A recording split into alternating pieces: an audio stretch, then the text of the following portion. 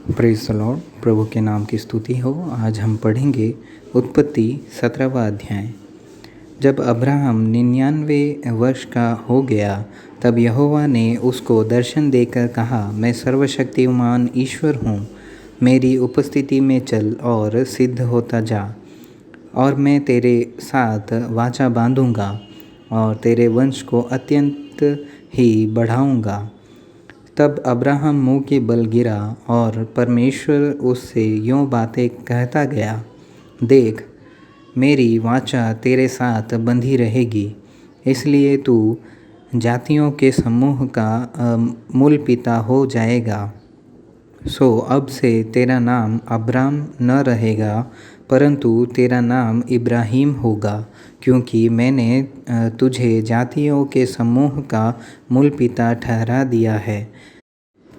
और मैं तुझे अत्यंत ही फैलाऊंगा और तुझको जाति जाति का मूल बना दूंगा, और तेरे वंश में राजा उत्पन्न होंगे, और मैं तेरे साथ और तेरे पश्चात पीढ़ी पीढ़ी तक तेरे वंश के साथ भी इस आशय की युग युग की वाचा बांधता हूँ कि मैं तेरा और तेरे पश्चात तेरे वंश का भी परमेश्वर रहूँगा, और मैं तुझको और तेरे पश्चात तेरे वंश को भी और यह सारा कनान देश जिसमें तू परदेसी होकर रहता है, इस रीति दूंगा कि वह युग युग उनकी निज भूमि रहेगी, और मैं उनका परमेश्वर रहूँगा। फिर परमेश्वर ने इब्राहिम से कहा, तू भी मेरे साथ बांधी हुई वाचा का पालन करना, तू और तेरे पश्चात तेरा वंश भी तू अपनी अपनी पीढ़ी में उसका पालन करे। मेरे साथ बांधी हुई वाचा जो तुझे और तेरे पश्चात तेरे वंश को पालनी पड़ेगी, सो यह है कि तुम में से एक एक पुरुष का खतना हो, तुम अपनी अपनी खलड़ी का खतना करा लेना। जो वाचा मेरे और तुम्हारे बीच में है, उसका यही चिन्ह होगा। पीढ़ी पीढ़ी में केवल तेरे वंश ही के लोग नहीं, पर जो तेरे घर में उत्पन्न हो वह परदेशियों को रूपा देकर मोल लिए जाए, ऐसे सब पुरुष भी जब 8 दिन के हो जाए तब उनका खतना किया जाए।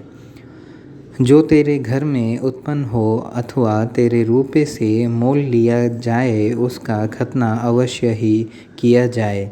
सो मेरी वाचा जिसका चिन्ह तुम्हारी देह में होगा, वह युग युग रहेगी। जो पुरुष खतना रहित रहे, अर्थात जिसकी खलड़ी का खतना न हो, वह प्राणी और अपने लोगों में से नाश किया जाए, क्योंकि उसने मेरे साथ बांधी हुई वाचा को तोड़ दिया।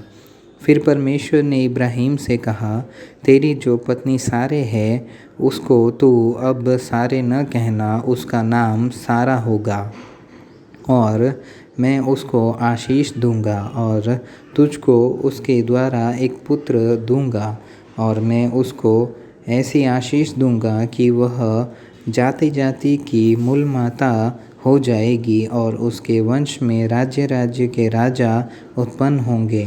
तब परमेश्वर मुँह के बल गिर पड़ा और हंसा, और अपने मन ही मन कहने लगा, क्या 100 वर्ष के पुरुष के भी संतान होगा, और क्या सारा जो 90 वर्ष की है पुत्र जनेगी। और इब्राहिम ने परमेश्वर से कहा, इश्माएल तेरी दृष्टि में बना रहे, यही बहुत है। तब परमेश्वर ने कहा, निश्चय तेरी पत्नी सारा के तुझसे एक पुत्र उत्पन्न होगा, और तू उसका नाम इसहाक रखना, और मैं उसके साथ ऐसी वाचा बांधूंगा जो उसके पश्चात उसके वंश के लिए युग युग की वाचा होगी। और इस्माइल के विषय में भी मैंने तेरी सुनी है, मैं उसको भी आशीष दूंगा और उसे फैलाऊंगा और अत्यंत ही बढ़ा दूंगा।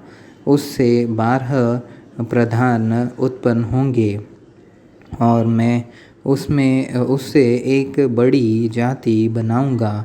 परंतु मैं अपनी वाचा इसहाक ही के साथ बांधूंगा, जो सारा से अगले वर्ष के इसी नियुक्त समय में उत्पन्न होगा। तब परमेश्वर ने इब्राहिम से बातें करनी बंद की और उसके पास से ऊपर चढ़ गया। तब इब्राहिम ने अपने पुत्र इस्माइल को और उसके घर में जितने उत्पन्न हुए थे और जितने उसके रुपये से मोल लिए गए थे, निदान उसके घर में जितने पुरुष थे, उन सबों को लेके उसी दिन परमेश्वर के वचन के अनुसार उनकी खलड़ी का खतना किया। जब इब्राहिम की खलड़ी का खतना हुआ तब वह 99 वर्ष का था, और जब उसके पुत्र इस्माइल की खलड़ी का खतना हुआ तब वह 13 वर्ष का था। इब्राहिम और उसके पुत्र इस्माइल दोनों का खतना एक ही दिन हुआ, और उसके घर में जितने पुरुष थे जो घर में उत्पन्न हुए तथा जो परदेशियों के हाथ से मोल लिए गए थे, सबका खतना उसके साथ ही हुआ।